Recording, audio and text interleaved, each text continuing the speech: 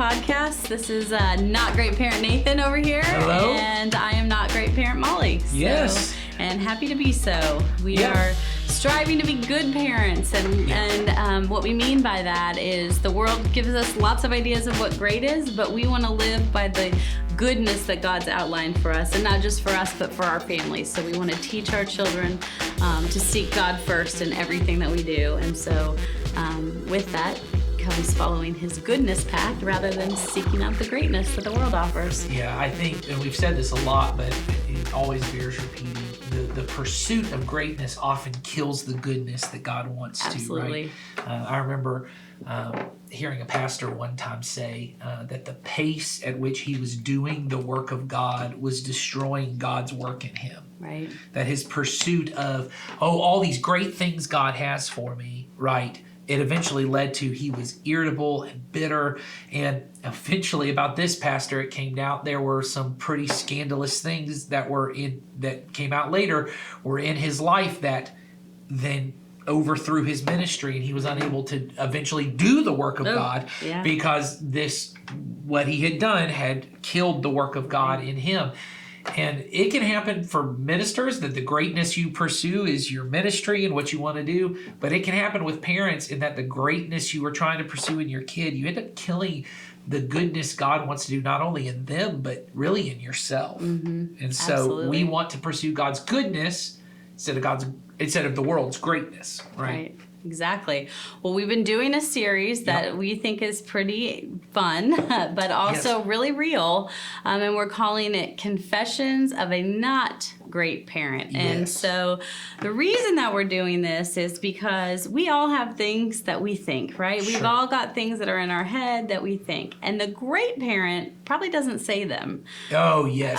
Those aren't the things you're ever going to confess. Those aren't the things you're going to confess. And so we wanted to create a place where you can say those things. Yes. One, because we think it's important to say them. Oh, yeah. Bring them out of the darkness into the light, and we're either going to break it apart and talk about why it is not the greatest thing to be thinking and not necessarily a good thing to be thinking, or we might actually say, what you're thinking, the world says that that's not great, but God's goodness says it is. Yeah. So if you can go back and listen, we've done a few of these already. I think we've had some of each. We've corrected some and we've confirmed some. Yes, we're correcting or confirming, and these are personal. A lot of these things are things Nathan and I can 100% relate to, or we came up with some of them because we are good. We are not great parents. Yes. We are chasing goodness, but sometimes we're just straight up bad parents. Sometimes, or as Nathan's children say, terrible parents. Worst terrible parents ever podcast. The worst parents ever podcast. But I think one thing we want is we want you guys, we have a link in the description where you can send in questions, but you can also send in confessions like the one we're going to talk about today, where you can say,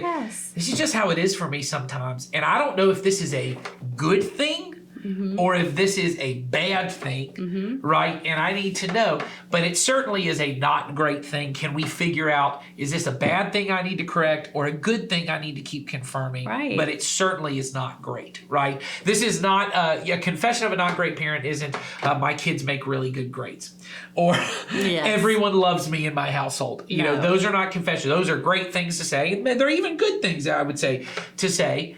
But a confession is like the one we're going to say today, which is I don't always enjoy being with my kids.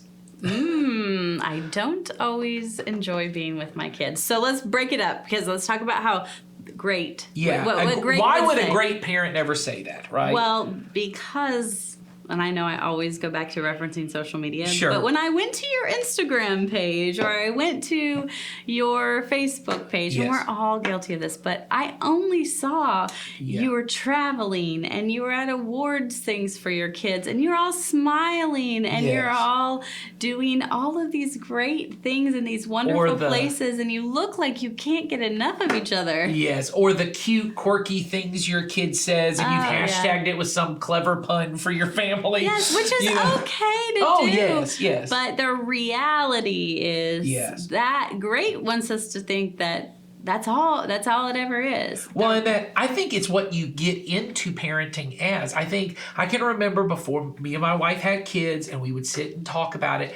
You only really envision the greatness. Oh, sure. You envision, the road trips we're going to take and the fun we're going to have and how family meals will be. But then did we forget how they were when we were children? Yes. Yes. Or we had such a terrible experience We're as a going to do child. the total opposite. Yes, we have convinced ourselves the reason that our childhood was not the way we wanted it to be is because our parents were terrible and we won't be terrible parents. Right. And not realizing that's just kind of the way life works, is that there's good times, there's bad times, and then there's these kind of in between. I say this to my kids all the time. There's just a lot of boring times. Maybe we should do an episode on when did we know we're taking on things from our parents. Oh man, that's a whole other series. thing I don't want to have to get into. Speaking of confessions, right? Yeah. But I do think being able to kind of understand there's just a whole lot of life that's not, and I don't mean this, it's just not enjoyable. It's not unenjoyable. It's just life. It's sitting in your office filling out a spreadsheet. Yes. Maybe you enjoy spreadsheets. I do not. But I do not either. But there's it's some just part of of life. Yes. Well, and I've said that to people. I used to say to teenagers who are like, man, I bet you do ministry and you're working with people and you see life change and it must just be so exciting. And I talk to adults who are like, my job's not like your job. It's just boring. And I'm like, a lot of my job is just a job. And I have to sit there and I have to write reports and I have to, fill download things from one computer system to another. I have to sit in a meeting with people and go, why are we talking about this for the 7th time? We never have meetings like that.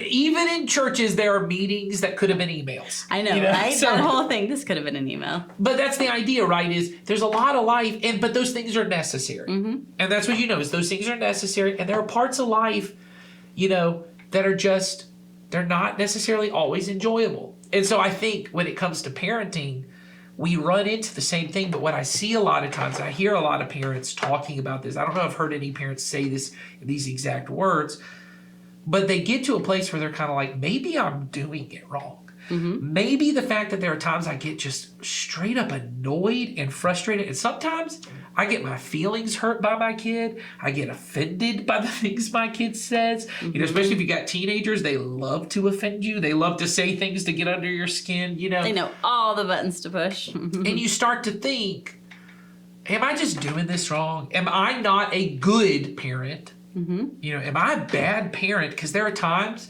that I just go, these kids need to go outside. Or these kids need to get away from me because I need a break. Or how about the moms that are like, I'm going to the hotel for a weekend. Yeah, so I just need to get away because so where does that sit for us? So I think often what ends up happening is when you have especially when you have, I don't know. I was going to say when you have a little baby, but my wife and I have frequently talked about the toughest time in our parenting was when we had one infant. We didn't have 4 kids. We've often said we would adopt 3 other kids before we had one more infant in our home. Right. Well, I think a lot of our conversation is going to get rooted in expectation versus reality, right? We know we're going to talk about that because that is the basis of this. We had an idea, an expectation. We framed that up based on what we wanted, what the world told us we should want. Now we've got this kind of expectation. And that might look different for different seasons of life. So, we do hear people say, I often think people look back at those years when your baby was a baby and they were really young. Now, when you're in that, you do not feel like this is where it's at, man. You are thinking, when am I getting this kid on a sleep schedule? When is this kid going to be able to tell me what they want and quit whining? When you're thinking all those other things. But we often look back and go, this is actually a really great time because they did such cute things, or I'm starting to see my spouse in them, or me in them, or whatever it might be. But I do think the season part is important too, because different seasons bring on different expectations. So, I think when they're little, they're a little easier to be around in some ways. Well, they don't have any of their own thoughts. They don't have their own thoughts. They're not talking back to you yet. No. And you are the one helping them form all those thoughts in those moments. So, Yes. like I said, it's still about us in a lot of ways. at Well, that and then you stage. get to the there's the separation anxiety phase, and that can be tough, or you have the phase, what do they call them now? Three-nagers, right? Where they start having all those attitudes at 3, and you're just kind of like, man, this kid is cute, but dear Lord, Right. this is impossible. Whose demon child is this? And it's your own kid. And you're like, who is this?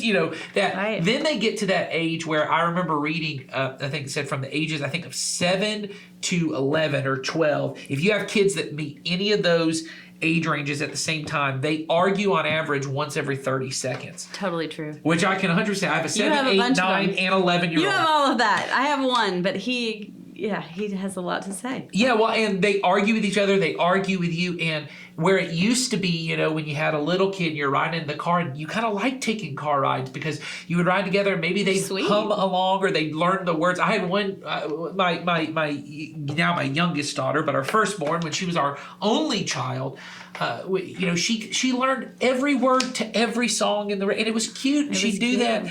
And now I've got all 4 of them in the car, and they're arguing over which song is good and who's a better singer than the other one. She's saying the words wrong, and Oh yes, and they're fighting back and forth. And I'm most of my car ride is going, stop talking, stop talking, stop talking. We gotta get to where we're going. And I'm going, what happened? This isn't fun anymore. which is why when I see you and your wife leave here, and there are 2 vehicles, you drive home with all the girls, Well, and Jennifer gets a mental break. in Yes, those I always moments. tell my wife. I always say, would you like me to drive because she That's needs a good break. move on you. And I know Right. frequently she says to me, my wife's a stay-at-home mom, and she goes, what happened? I feel like such a bad mom because some days I just go, these kids need to go outside because they're driving me nuts, or then you get to the teenage years and your kid is crass and rude. If you got, I don't just say this. I got girls, and girls. I mean, they're gonna hate me for saying this. They're smelly too. Yes. Girls Yeah. are just as smelly as boys, and they're they're hormonal. So their emotions they go from angry to sad to happy, and it's all over the place. And there are some days you're like, my kids are gonna have to go to camp every week of the Yes. summer because they just got to be gone, and you start to feel like if I was a great parent, I would love every phase, and I would love feel every minute we're together. Yes. And it would just be this thing where I saw the unique beauty in them and all these things. And the first thing I want to say, we didn't actually write this down when we were talking about it before. The first thing I think is important to remember as a parent, and this is sometimes we forget this because we have this imagined innocence idea of our kid. Our kids are sinners. They're Yes. dirty, rotten, little sinners. Even at birth, even when they're young. Yes, that's what you start to see is from a very early age. They start to get, sin is so much in our world. It gets into our flesh so quickly. It doesn't take much for kids to start realizing, I'm not really upset, but if I pout and I lie that I'm really upset, then maybe mom and dad will give me what I want. their first word is no. Yeah, they start to learn to fight or mine. Mine is the first thing they start to say or whatever it is. They learn to hit when another kid does. They learn to. It doesn't take much. And it doesn't mean you're a bad parent that your kid has sinful habits, that when you're around those sinful habits, when your kid is mean to their sibling, and you go, you just need to go take a break and go to timeout. Yeah. You need to go away. That doesn't make you a bad parent that when you feel their sin, it upsets you. Right. That is honestly a good sign of God in you. Now, it would be bad if you started to condemn them. Yes. And you started to look at them and going, I don't ever want you around. I don't ever So want we you aren't going to talk to brother so-and-so. He's a sinner. Yes, they are the sinners, right? The goal is to say we all have this, but it's okay for you to say, when my kids are arguing all the time or they haven't learned how to maintain their temper, that's difficult for me. That is okay. The other part, though, this is where you move from a great parent, to a good parent, is to then go, part of my job is to help them learn how to deal with these impulses and desires and these, temper tantrums and all those kind of things. And that may be, we've already talked on other episodes about, consequences and things like that. Or controlling our own behavior. Controlling our own behavior. And a lot of times, this is what I'm learning these days, a lot of it is just through a lot of grace and a lot of, I don't have to get involved with everything. And it's okay that they fought with their sister, and it's okay that they did this thing. It doesn't mean that what they did was okay. But my job as the parent is not to get involved with every argument and make sure everyone's behaving the way they should behave. Sometimes I can just ride in the car and it not be fun for me. And everyone's just kind of arguing, and I go, hey, let's just take a break. And, that's the kind of thing. It doesn't have to be enjoyable. So the first part says, part of the reason it's not enjoyable is because all relationships between sinful people are not always enjoyable. So I want to start that. I don't want to necessarily confirm it as like, oh, this is a good thing, but it's a normal thing to think, and it's not a bad thing that you feel that way. It's a normal thing to feel that you're way. not going to enjoy every minute, every moment. I mean, if you're married... Nope. Has that been fun? Every minute, every moment. No. And it also tracks through different seasons. Things are harder or lighter than others. And you'll have that with your kids. And it won't be all of the kids at the same time. You have 4. You may go through a really great season with one of them, and the other 3 are killing you.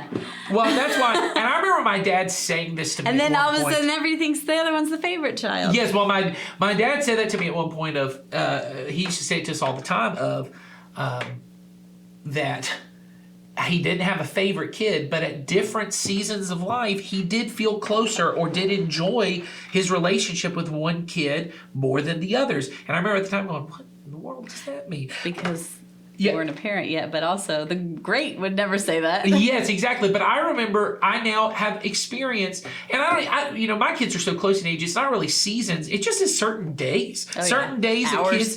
Yeah, we just click, and it's like, oh, things are good, and we're not fighting, and they're not really fighting with their siblings, and so things are a little easier. But that's where I've kind of learned that it goes to, and maybe this goes to the kind of second part we have to talk about here, which is, often what's enjoyable for me is what's easy for me. And so often what I have to look at is, it's not that me and one kid, we just click really well. It's just that for whatever reason, it's really easy. I know, and we haven't talked about it yet, so I don't want to give too many details about this, but at some point we'll do an episode on this idea of temperaments, that everyone's kind of the way you're wired up, right? And the way your kids are wired up, just kind of innately.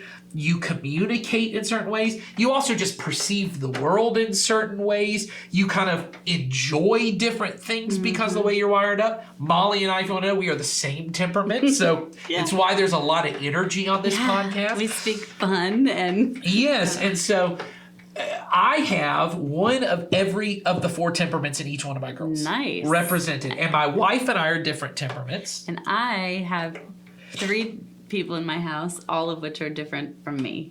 Now, I think they only represent 2 of the other 3 temperaments, but But what ends up happening is, and the way it works, just so you know, is there's 4 quadrants.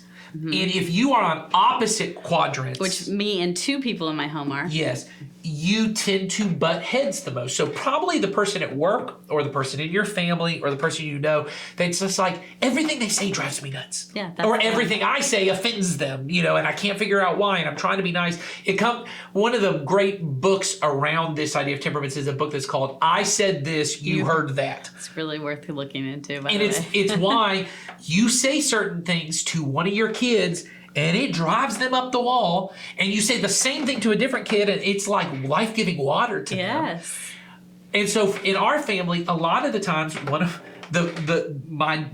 my daughters who really butts head with my wife, they are on opposite temperaments. And so the way my wife says things drives my daughter nuts, even though my wife is well-intentioned what she does. And sometimes the way my daughter behaves drives my wife nuts, even though she's not doing anything wrong. Right. It's just because of the way they butt heads. Now, luckily, we in our family are using this language, and it's starting to help us understand. Helps a lot. I have the same thing with one of my daughters, but I'll tell you this, even if you're the same temperament, I have one daughter who is almost exactly, she's the same Enneagram as me. She's the same temperament She's as all me. the things that are similar. And sometimes how similar she is drives me nuts, because I go, oh, you're going to have all the same problems I have.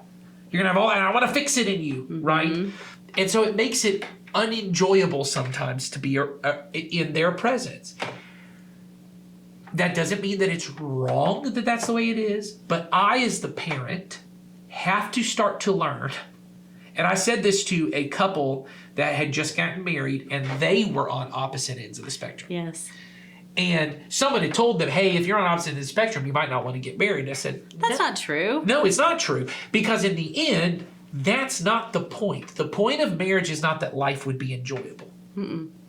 No, and you in those scenarios, and like we would do with our children, is you are learning to communicate with them, and you are learning what makes them tick, or where their strengths are, or what is, what you need to do to have a good relationship with them. Yes. And so you wouldn't just, you know what, you're this temperament, you out, man. Well, but if, to some degree, I will say, in the world of greatness, this is the way we have now We've gotten to designed that. relationships in that.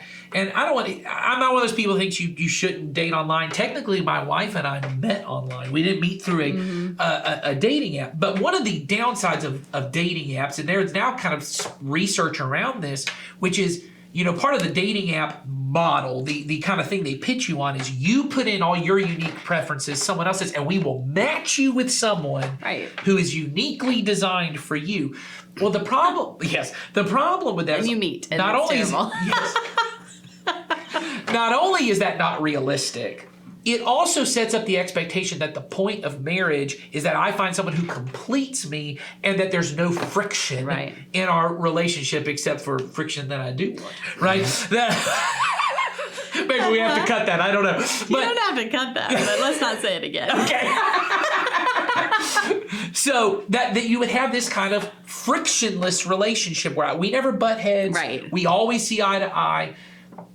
And so what it does is it sets up this expectation that the point of family is that we're all just easily, we just gel. We just gel. We have a family vibe that just Yes. all molds together, and we're always trucking in the same direction. And that is not reality, folks. Well, and I think it gets work. away from God's ideal of marriage, which God's ideal of marriage was what we've talked about this all the time, but it's two unique people dying to themselves to become one flesh, to become a new being.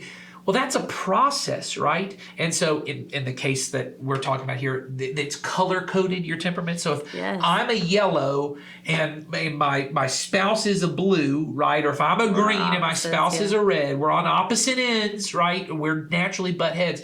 The process that God is doing to make me holy, to make me the kind of person who will love another person like Jesus loves me, which Jesus loves me in a self-denying kind of way, which means life doesn't always go my way, and I give that up. It's about me learning to go, how do I change the way I naturally communicate? Or how do I give up some of the things that naturally just fit my personality to help accommodate loving this other person? And how do they do the same for me? And how do we communicate about that? That's when you truly gel, so to speak. Yes, and it's when you each individual person comes the way that they were wired by God, and you put in the work and you see the value in the other person for who they are, who God made them to be. Yes. And it isn't always perfect, but it is, in fact, how God intended relationships to be. If he didn't, he would have made us all the same, or he'd have made it all super easy. Yes. And so as parents, we got to do that with our kids too. So when we are going through these phases, and it might just be an hour or a day when you're like, I just don't like that. Whose kid is that? I don't like that kid today. I don't like my kid. I just don't like my kid. I don't like my kid today. Or I really am not interested in what they're talking about. I don't relate to them in this moment. Or why do they always speak to me like that? Or why can't they, X, Y, Z? Right. Or just anything that goes through our brain that makes us think this is not that enjoyable in this moment. We have to stop thinking that it's all supposed to be enjoyable, because it's not. And we have about you. Or about us. It's not about us. And God made them a certain way. And so God also tells us to, we use this word because the Bible does, delight in things. And that includes delighting in your child and their unique qualities that they have. And it doesn't mean it's always going to be 100% of the time. I was telling you this story about the other day. I posted some pictures on Instagram of my child, my youngest child, who, quite honestly, we're going through a fairly easy phase with. He's, 5 years old. He's pretty happy all the time. There's a lot of great things, and our older child is moving into tweens, and so he was off at camp, and so we had the younger kid for the whole week, and Jasper asked me every day, could he go to Freddy's for dinner? And so finally I'd take him to Freddy's. I am not interested in going, to be honest with you, You're because not in the mood. Not in the mood. He has been a grouch about some other things that I've asked him to do. Because he's a dirty, rotten little sinner. Yes. That's the way it is, no matter how cute Jasper is. Yeah, That's the way it goes. Yep. So I said, well, it's our last night before Henry comes back. We'll go to Freddy's. So he asked me, could he get a large French fry? That's all he wanted to eat. Right. And I said, I don't know about that. So I didn't tell him. And then I did, on the sly, order him the French fries that he wanted. And when we sit down to wait for it, I tell him. And you guys would think that I just gave that child a lottery ticket or like a lifetime pass to Disney World, because he was so excited. And it was cute, but what it reminded me in the moment is, even when things are hard, I need to delight in the little things and realize that, like, it's not about me and us having this perfect moment right here. It's really, I need to appreciate and see those unique things about my child. And what my child does is he brings joy to these little things that I would never bring joy to. Yes. And so when I was able to sit there at that table and think about it like that, the whole rest of the day, when he was boo-hooing about stupid stuff, pretty much went out the door, because I realized he has this joy in him that if I don't stop and listen to, I'm going to miss it. Well, and it's important for you to be able to know, it gives you the ability to have grace in those other moments, to realize the grumpiness and that. And I know I joked about it being sin, but there's a root of sin behind that, which is there's this prickling. I have one kid who's just very prickly. That's why we try to, and honestly, it's a really, well, we'll get to that in a minute, but she's just prickly, right? And it is important for me to remember, part of that is the root of grumbling and complaining that is going in your head. Nothing's ever good enough. Everything's always hard and blah, blah, blah. And it gives me the grace to not see that as, she's such an ungrateful kid. She doesn't ever like it, which is sometimes what, goes in my head and the mean thoughts in my own head. Instead to go, you know what? She just struggles because of the nature of sin. She struggles at times to see the good in things. And she's just kind of prickly. Now, the other part of that is we use the word prickly a lot because we are trying really to use language even about the negative things in our kids, the things where sin has kind of corrupted that, because every person has a part of themselves. When I'm trying to look at my kid, to keep myself from being kind of condemning towards them, is I try to use language that for me sometimes makes it a little easier. So prickly, to me, I think of her as like a cute little, cactus, like a cute little, succulent. I go, she's just prickly. She's just a prickly kid. It's not the way God designed her to be, but over time, she'll get that, because ultimately, and this is where I got to with my kid, is she's ultimately a very sensitive kid. And the prickliness comes from lots of things hurt her feelings that probably shouldn't, right? And she'll hold on to those things. And so I, as a parent, I want to even paint the sins, not the sins as a good thing, but the reason those take root in her life is because of something that God did design. Sin corrupts the things that God designed. What God designed is that she would be a very tender, sweet child. Well, what has happened is, just through life, as we all get hurt and damaged, and then eventually the anger comes out, we become kind of grumbly. The reason why is the grumbling comes about because things hurt her a little more than they hurt other people, and they stick to her a little more like a cute little cactus. And so I keep it in my mind, and I say to her all the time, walls around things because she's been hurt. Yes. And so instead of coming to her all the time and going, why are you so grumpy? Why are you always so irritable? I try to come and go, you're being prickly. Don't be so prickly. Because at her age, now when she's older, it won't be that way. And I'm not soft selling the sin. I'm trying to heal the brokenness in her. Not get to the sin, right? And you're also trying to speak to her in a way that she can hear it. Yes. That doesn't cause additional hurt, but yet she still hears it. And so I try regularly in my prayers, especially on days where things are difficult.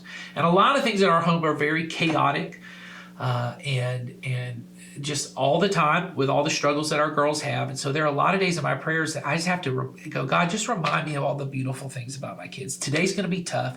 There's times I'm going to be irritated with them. There will be times I'm not going to enjoy being around them and I'm going to have to do it. Can you help me to see the beauty? And then occasionally we as a family will sit down and we have these times where we say, what's one thing? We don't use the word delight. I have before, but one thing you just really like about this person. We put someone in the hot seat and we all go around and say something. And so, I'll talk about how one of my favorite things about Destiny is I love that Destiny is so responsible, right? She is so responsible. She has a real heart for anybody who's left out. She's always looking for people who are left out. So I just tell her, I said, that's something that God made unique about you, and I hope you will let God use that in your entire life. Or that Heaven is the most cheerful kid. She never wants to be sad. When she's sad, she feels her sadness all the way to the floor because it finally has broken her down, but she just wants to have fun and be cheerful, and she wants everyone else to have fun. She's always looking out to make sure everyone else is having a good time.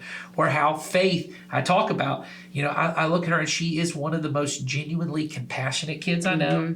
Very much so. She just loves taking care of other people, and I tell her, I said, and she has a real heart for justice. There's nothing we ever watch in a movie that if someone's being picked on, she's not ready to punch a hole through the TV, because no one should ever be picked on or left out. And then I look at Corinne, and Corinne is one of the most tender, sweet kids I've known. And it really does remind me of myself as a kid. I was a very quick to cry, very quick to this, but it's because she just has this heart she really feels God's love in all things. And she's, a really smart kid and all this. So I try to always just try and tell them, these are the things I delight. That's a great that practice is a great practice for your family to do. And it's good for them to hear their sisters say the same thing. Exactly. A lot of times there's lots of arguments. Good for them to hear, and we tell them, you got to come up. And sometimes it's tough. One of them goes, I like her hair.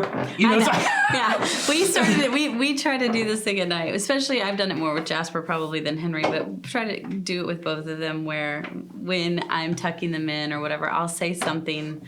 And we used to call it a game. Yeah. Let's play this game, and you have to tell each other something that you love about them. Well, yes. It doesn't have to go both ways, but Jasper likes to try. Yes. So I'll tell him, something about him, and I'll say, but here's the deal. It can't just be I love you, or It can't just be I love you because you're my mom.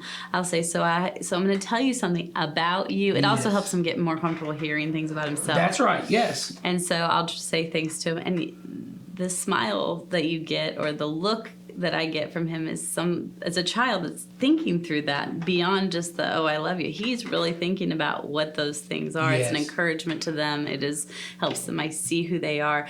But for me as a parent, I have moments where I do not always enjoy my children. Every one of us does. Yes. But I want in those moments to find delight in my child, even if the moment is hard. So remembering those little things, taking those hard moments and going, but what God did you put in this child, and help me, God, to see what you want me to delight in. And if I can make that my prayer, when I'm speaking to God, make that my prayer, He will show me those things. And then in turn, gifting my child with those words in return is just huge. Yes. And it's the hardest time to do it when they're driving you nuts. Well, the way I said it to Molly is, I said earlier, this is a good preacher way to say it, because you got to come up with cute little phrases. You may not always enjoy all things, but the Bible says that in all things you can rejoice. There you go. You see, in all things. This is why we had the preacher guy come on with us. But I think there's the truth of that is enjoyment is really, it's the way you're wired up, and it's the way you interact. Like I do not enjoy baseball. You're wearing a baseball shirt. I do not enjoy baseball. Right. But, my dad is wired up. It's just the thing he enjoys most. It's just the way he is. But I enjoy basketball, and my kids could not care less, right? But what I do occasionally, and I remember this, I was telling my kids this because we were driving through Atlanta, and every time I see Turner Field, I get a little emotional if the Braves don't play there. Yes. Because we went my dad always had season tickets, and we would go, and that would be one of my times, just me and my dad. And even though I did not always enjoy baseball, I could rejoice in being with my dad. I would choose to go, this is just a great time to be with my dad. And in the end, what we have been called is to rejoice in the Lord. Mm-hmm. And what is important as a parent is when there are seasons of life where it's hard to enjoy parenting, or even to enjoy your kid. You got a teenager and you're like, it just seems like they're going out of their way to make me miserable, right? And they might be. And they might be. It's kind of the perk of being a teenager and getting to kind of make your parents mad. But you can choose, I will rejoice in the Lord who gave me these kids. And the joy of the Lord can be my strength. When I do not have joy, the joy of the Lord can be my strength. And I will look for things to delight in. I will make the choice to, the look is going to rhyme right here. I will make the choice to rejoice. Here we go. Make the choice to rejoice. Here we go. But I can make a choice in every moment to go, I will take joy, even though joy is not just sitting right there for me to have it. And I think that's an important thing as a parent. So it's okay that you don't always enjoy being around your kids. And if you're having a hard time seeing it, just make that your prayer. Make that part of your practice. Lord, help me to see. Help me to rejoice in the moments I have with this child that you've entrusted to me, and delight in how you created them and what you want, and that I get to be part of helping them be who you want them to be and be part of your kingdom. So it's a lot, we know. That's important. I'm sure I'm going to have to remind myself to do that between now and the time the day is over. Yes. But we do know it's important, and we are glad that this one came up, and we'll have some more confessions next time. Hopefully you guys send us some. Yeah, Not Great Parents, get on those confessions. We're ready for them. Look at the show notes for the link. Take care and have a great day. Bye, guys. Bye.